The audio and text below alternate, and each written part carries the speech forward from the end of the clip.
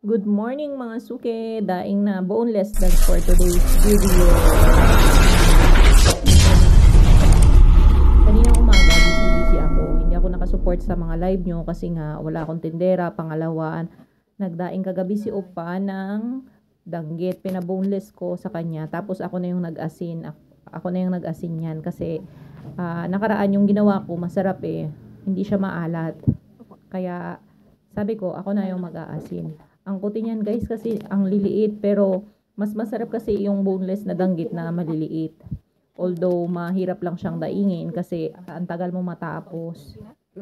Ayun na nga, nilinis ko na yan kaninang umaga guys. Brinash ko na yan, tinanggal ko na yung itim-itim, pati yung mga natitirang hasang-hasang, pati yung mga utak-utak kasi yun yung mga paborito ng langaw para hindi siya langawin guys. Tapos binanlawan ko na rin para hindi siya maalat. Basta may sekreto dyan guys. Kaya masarap yung mga boneless danggit namin.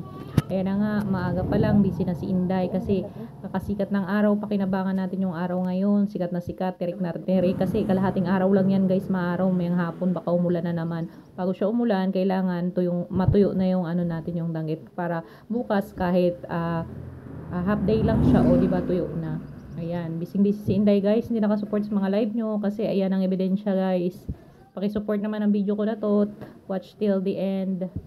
Ang hirap guys maghanap buhay, kaya sa mga ano dyan, mga nangungutang dyan, naku, tigil-tigilan nyo ako, marami rin akong utang. Bili na kayo ng boneless danggit para may pambayad ako ng utang. Ayan ang mga pala guys, yung mga nabilad ko.